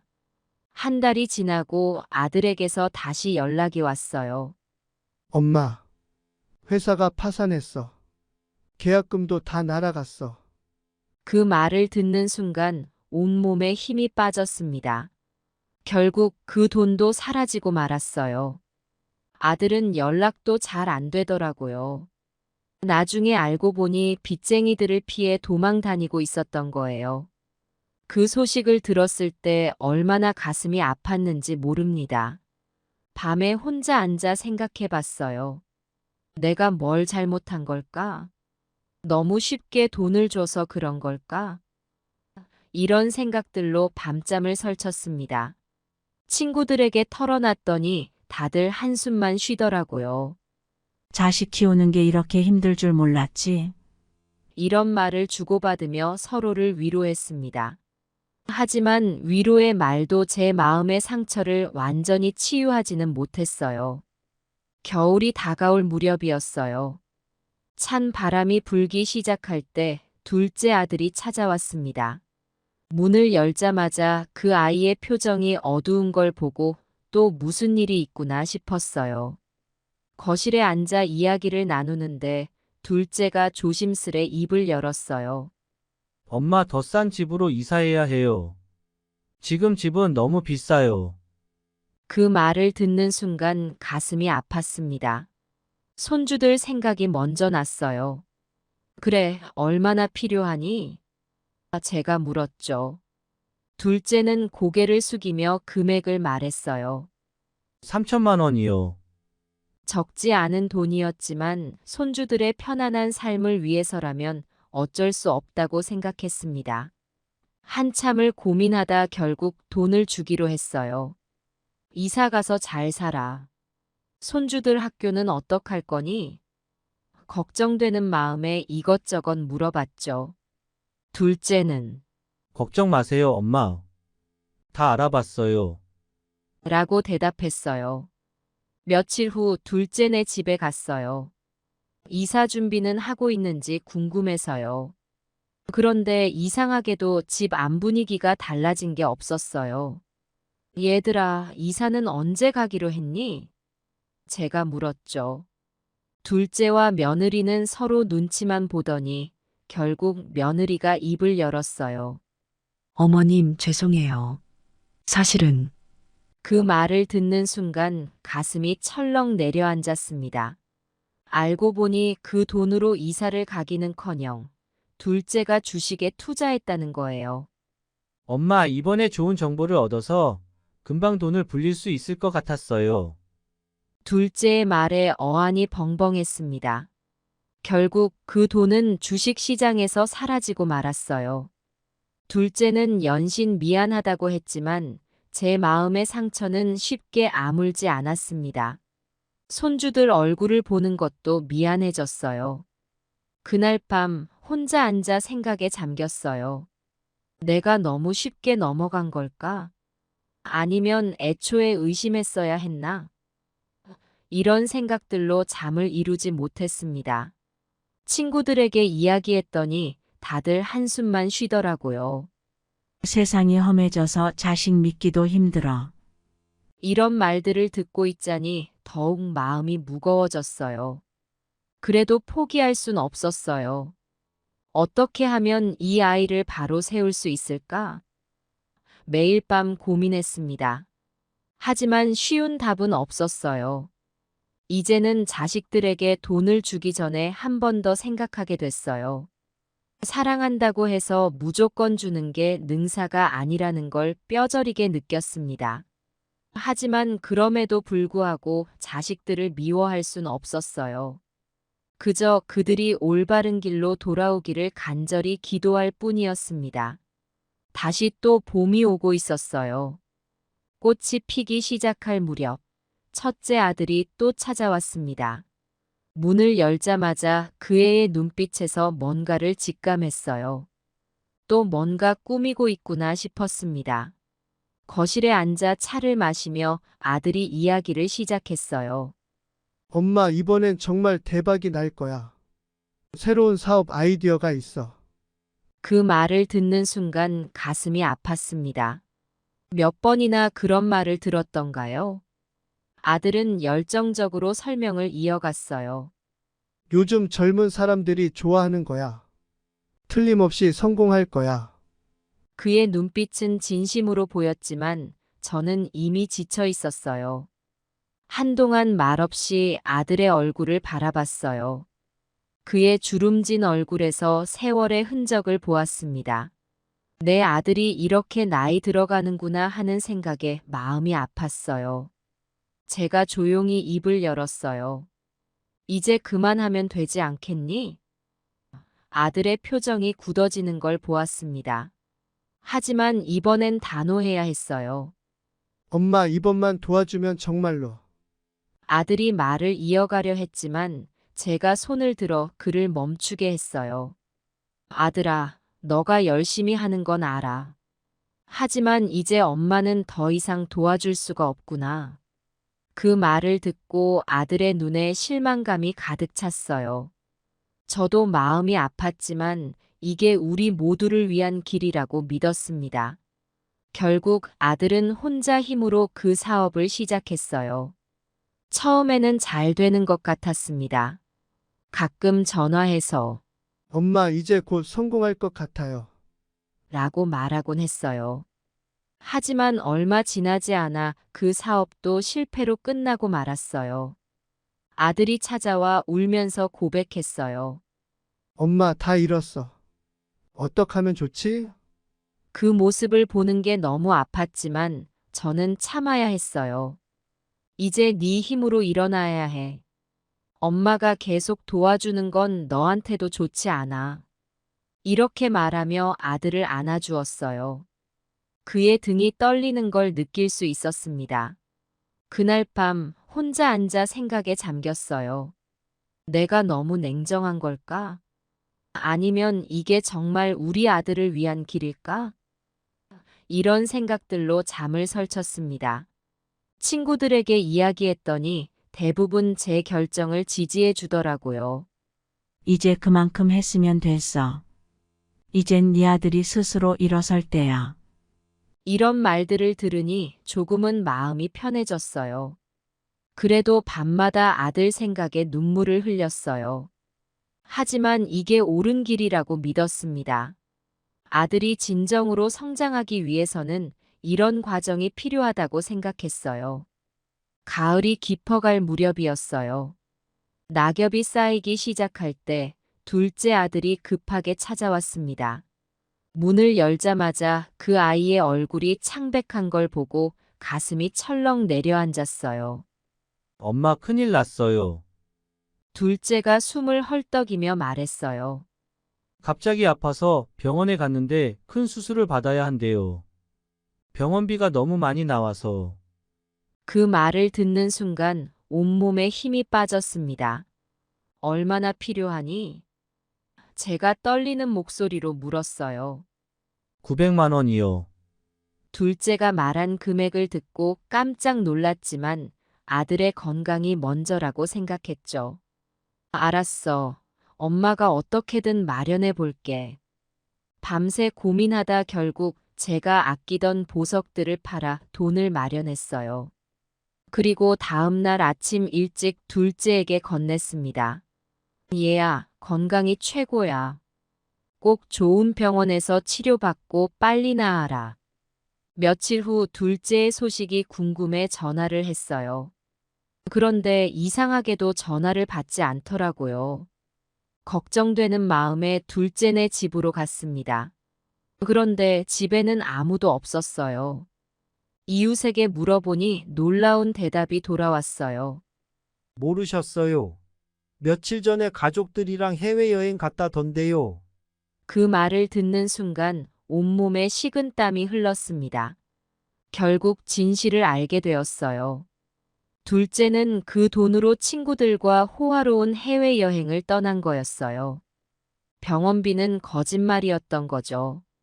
그 사실을 알게 되었을 때 얼마나 가슴이 아팠는지 모릅니다.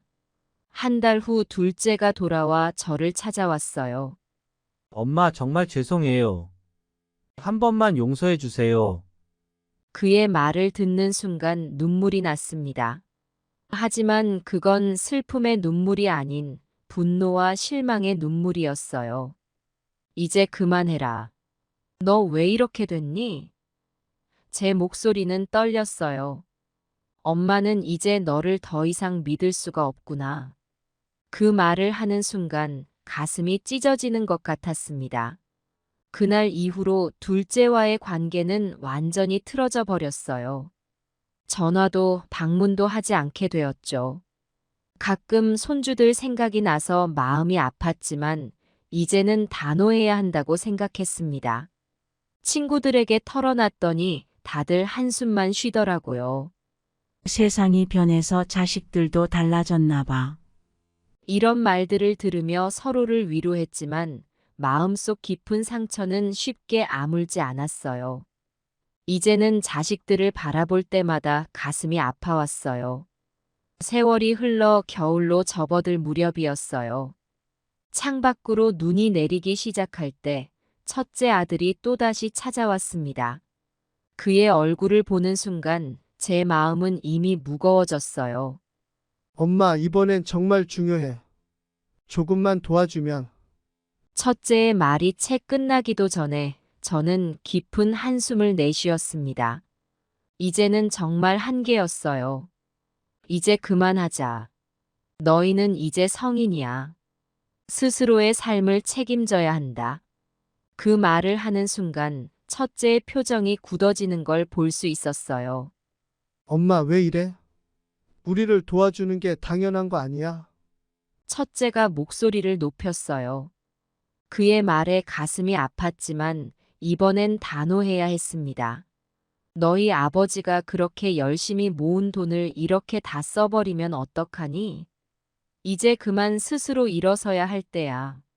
제 말에 첫째는 화를 참지 못하고 소리를 질렀어요. 엄마는 우리를 사랑하지 않는 거야. 어떻게 이럴 수 있어? 그의 말에 눈물이 났지만 꾹 참았습니다. 이게 그들을 위한 길이라고 믿었으니까요. 그날 이후로 자식들과의 관계는 급격히 나빠졌어요. 첫째는 제 결정을 도저히 이해하지 못하고 저를 원망했습니다. 전화도 받지 않고 찾아오지도 않았어요. 둘째도 비슷했어요. 엄마, 우리한테 이럴 수 있어요. 라며 화를 냈죠. 그들은 점점 저와의 연락을 끊고 자신들의 삶에만 몰두했습니다. 명절이 다가와도 아들들은 찾아오지 않았어요. 텅 빈 집에서 혼자 떡국을 끓이며 눈물을 흘렸습니다. 하지만 이게 옳은 길이라고 믿었어요. 친구들은 저를 위로했어요. 잘한 거야. 언젠가는 네 마음을 알아줄 거야. 하지만 그 말도 제 마음의 상처를 완전히 치유하지는 못했습니다. 밤마다 자식들 사진을 보며 울었어요. 그래도 포기할 수 없었습니다. 언젠가는 이해해 줄 거야. 이게 너희를 위한 거란다. 이렇게 중얼거리며 잠들곤 했어요. 몇 달이 지나고 첫째 며느리에게서 연락이 왔어요. 어머님, 이 사람이 사업에 실패하고 많이 힘들어해요. 그 말을 듣고 가슴이 아팠지만 여전히 단호했습니다. 네 남편이 스스로 일어설 수 있게 도와주렴. 둘째도 비슷한 상황이었어요. 직장을 잃고 힘들어한다고 했습니다. 그 소식을 듣고 밤새 잠을 이루지 못했어요. 하지만 여전히 제 결정을 바꾸지 않았습니다. 이제는 명절이나 생일에도 자식들의 연락을 받지 못해요. 가끔 길에서 손주들을 마주치면 가슴이 먹먹해집니다. 그래도 이게 그들을 위한 길이라 믿으며 하루하루를 버텨나가고 있어요. 봄이 다시 찾아올 무렵이었어요. 꽃이 피기 시작하는 그때 동네에 슬픈 소식이 들려왔습니다. 옆집에 사는 10살배기 소년이 백혈병에 걸렸다는 거예요.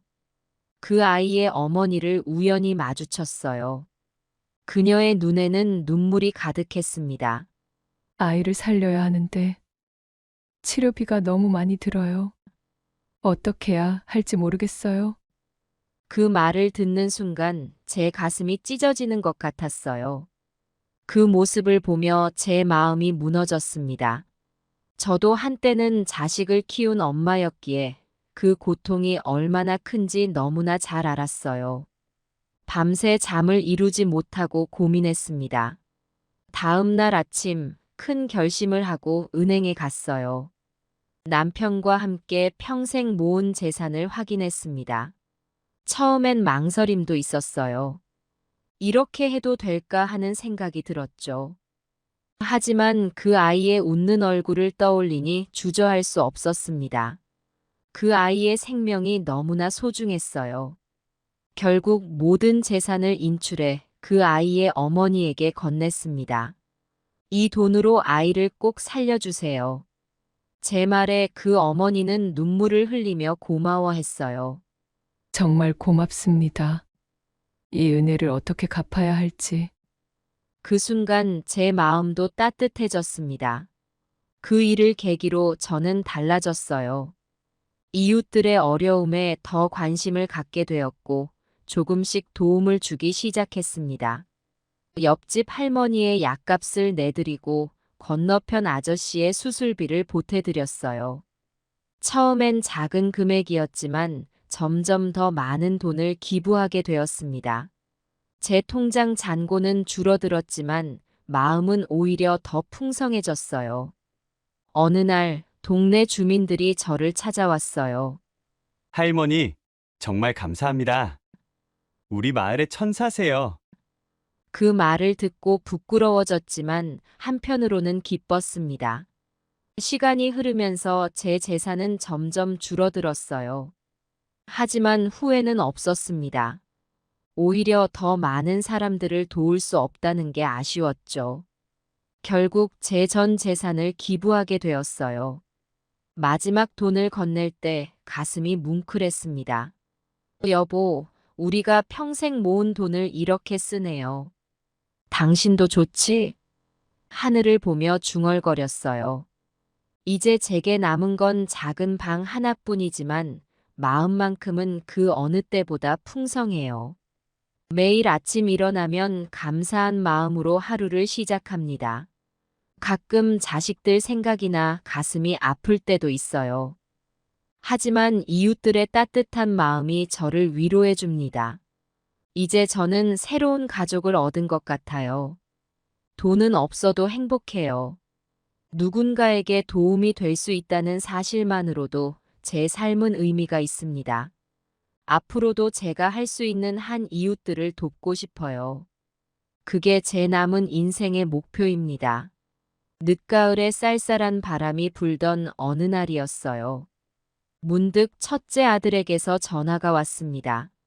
오랜만에 걸려온 아들의 전화에 반가운 마음도 잠시 그의 목소리에서 뭔가 심상치 않음을 느꼈어요. 엄마, 지금 뭐해? 내가 지금 갈게. 아들의 말에 가슴이 철렁 내려앉았습니다. 얼마 후 현관문이 열리고 첫째 아들과 며느리가 들어왔어요.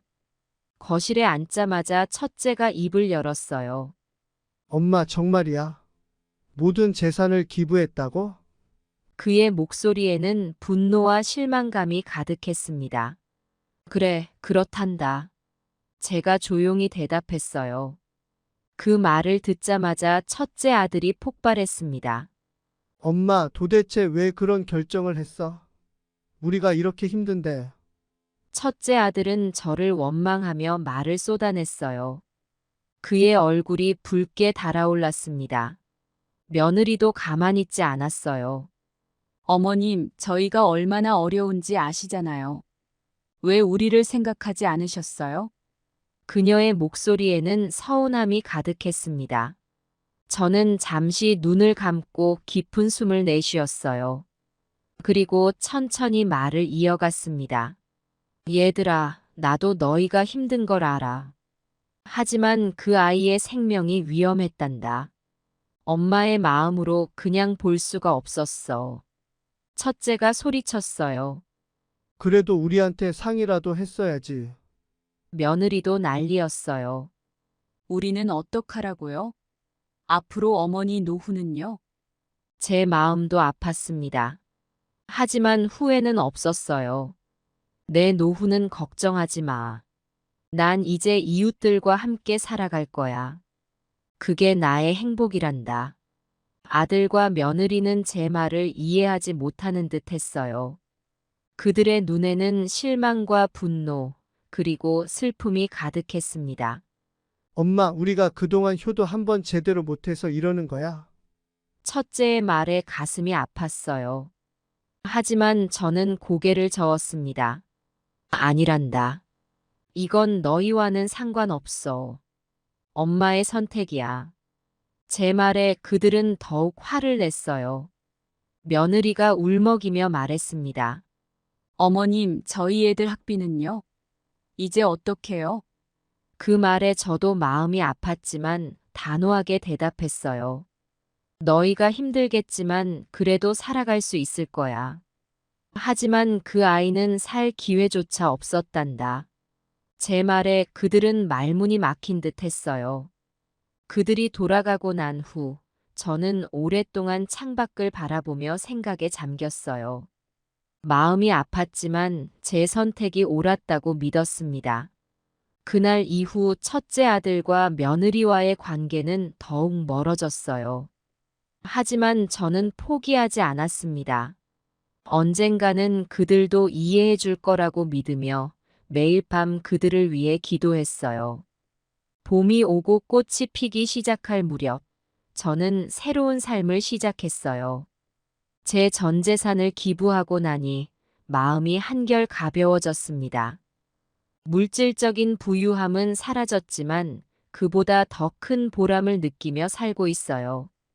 아침에 일어나면 작은 방에서 창밖을 바라봐요.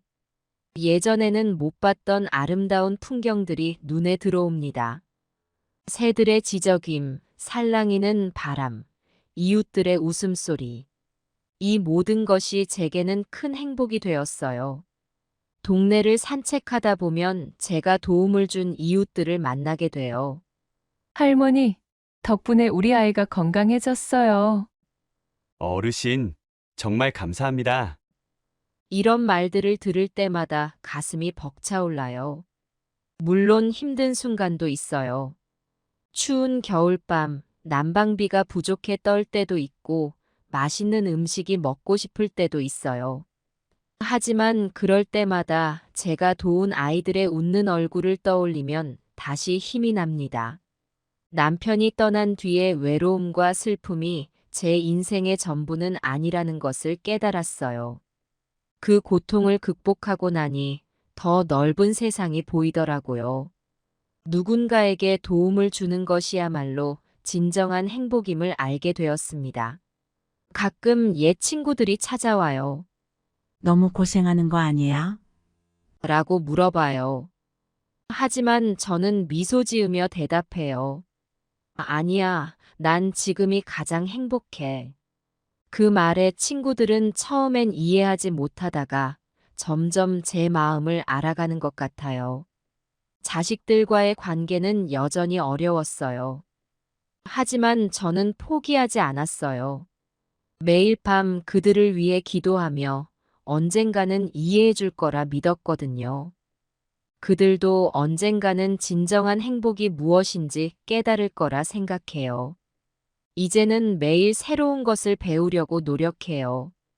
도서관에 가서 책을 읽기도 하고 복지관에서 하는 프로그램에 참여하기도 해요. 나이 들어 새롭게 배우는 즐거움이 이렇게 클 줄 몰랐어요. 물론 건강에도 신경 써요. 아침마다 동네 한 바퀴를 돌고 가벼운 체조도 해요. 건강해야 더 오래 이웃들을 도울 수 있으니까요. 가끔 밤하늘의 별을 보며 남편에게 말을 걸어요. 여보, 우리가 모은 돈 잘 썼지요?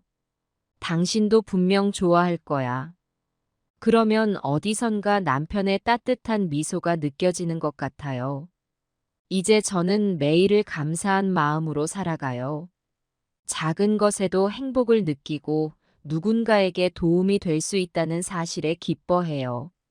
물질적인 풍요로움은 없어졌지만 마음의 풍요로움은 그 어느 때보다 커졌어요. 앞으로도 제가 할 수 있는 한 이웃들을 돕고 싶어요. 그게 제 남은 인생의 목표이자 행복의 원천입니다. 이제야 진정한 삶의 의미를 찾은 것 같아 감사한 마음뿐이에요. 그러다 어느 날 문득 첫째 아들에게서 전화가 왔습니다. 오랜만에 걸려온 아들의 목소리에 가슴이 설렜어요. 엄마, 잠시 시간 있어? 내가 찾아갈게. 아들의 말에 저는 기쁘게 동의했어요. 얼마 후 현관문이 열리고 첫째 아들이 들어왔어요. 그의 얼굴에는 그동안 못 봤던 따뜻한 미소가 있었습니다. 엄마, 이제야 이해할 수 있을 것 같아. 내가 너무 어리석었어. 첫째 아들이 고개를 숙이며 말했어요. 그의 목소리에는 진심이 담겨 있었습니다. 저는 아들을 꼭 안아주었어요. 괜찮아. 엄마도 너를 이해해. 우리 둘 다 눈물을 흘렸죠. 그날 이후로 첫째와의 관계가 달라졌어요. 그는 자주 찾아와 이야기를 나누고 제 건강을 걱정해 주었습니다. 얼마 후에는 둘째 아들도 찾아왔어요. 엄마의 결정을 존경해요. 그의 말에 저는 깊은 감동을 받았습니다. 둘째는 이어서 말했어요. 엄마 덕분에 저도 주변을 돌아보게 됐어요. 이제는 저도 조금씩 남을 돕는 삶을 살고 싶어요.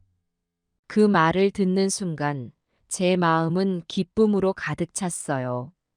아들들이 이렇게 성장할 수 있다는 것이 너무나 자랑스러웠습니다.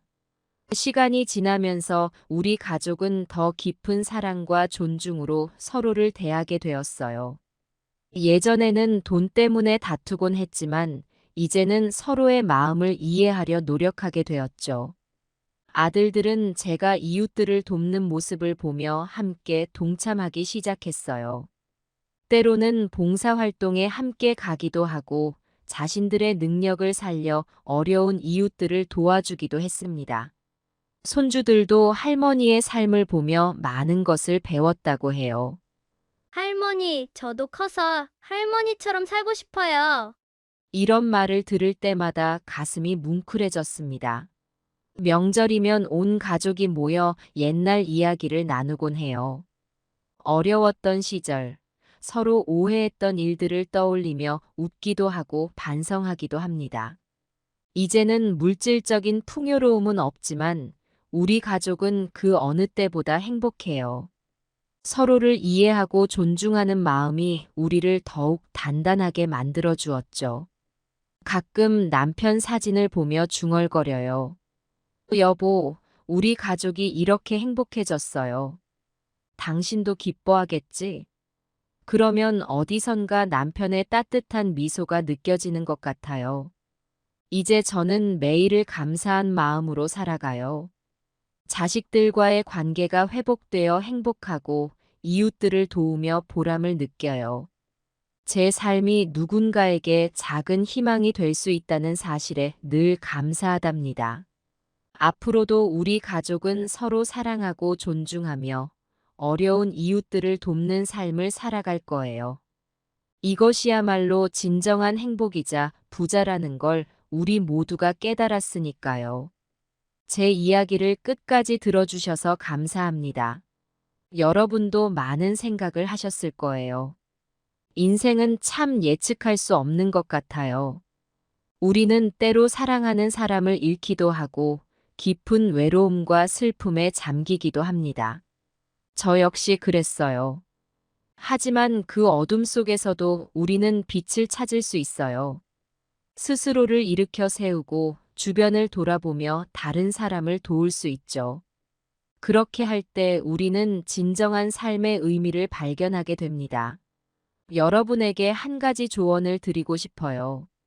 지금 여러분 곁에 있는 사랑하는 사람들을 소중히 여기세요. 남편, 아내, 자녀들, 부모님, 친구들. 그들과 함께하는 시간이 얼마나 귀중한지 깨닫게 될 거예요. 제가 남편을 잃고 나서야 그 소중함을 진정으로 알게 되었답니다. 그리고 작은 것이라도 나누는 기쁨을 경험해 보세요. 이웃에게 따뜻한 미소 한 번, 어려운 사람에게 작은 도움 한 번, 그것이 여러분의 인생을 더 풍요롭게 만들어 줄 거예요. 저는 모든 재산을 기부했지만 여러분은 그럴 필요는 없어요. 작은 것부터 시작해 보세요. 나이가 들면서 깨달은 게 있어요. 우리가 이 세상에 온 이유는 서로를 돕고 사랑하기 위해서라는 거죠. 돈이나 명예는 잠시뿐이지만 누군가에게 도움을 준 기억은 영원히 남아요. 저는 이제 인생의 마지막 여정을 걷고 있어요. 하지만 그 길이 외롭지 않다는 것을 알고 있어요. 제 주변에는 항상 감사와 사랑이 가득하니까요. 여러분도 힘든 순간이 오더라도 포기하지 마세요. 그 어려움 속에서도 의미를 찾을 수 있을 거예요. 서로를 위하며 살아가는 것, 그것이 인생의 진정한 의미임을 잊지 마세요. 여러분 각자의 삶에서 그 의미를 찾으시길 바랍니다. 부자가 되는 것, 성공하는 것도 좋지만 그보다 더 중요한 건 여러분의 마음이 얼마나 풍요로운가 하는 거예요. 마지막으로 당부드리고 싶은 게 있어요. 제가 자식들에게 재산을 주지 않기로 한 결정에 대해 말씀드리고 싶습니다. 처음에는 저도 망설였고 자식들도 이해하지 못했어요.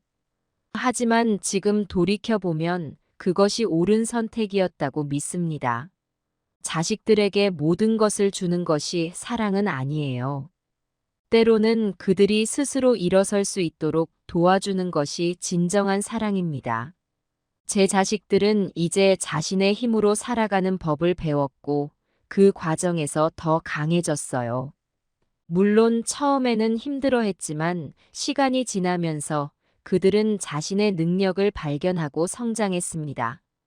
이제는 그들도 제 선택을 이해하고 오히려 감사하다고 말해요. 그들이 자립심과 책임감을 갖게 된 것을 보면 가슴이 뿌듯합니다. 여러분도 자식들을 너무 과보호하지 마세요. 그들이 스스로 서게 하세요. 때로는 그것이 가장 큰 선물이 될 수 있어요.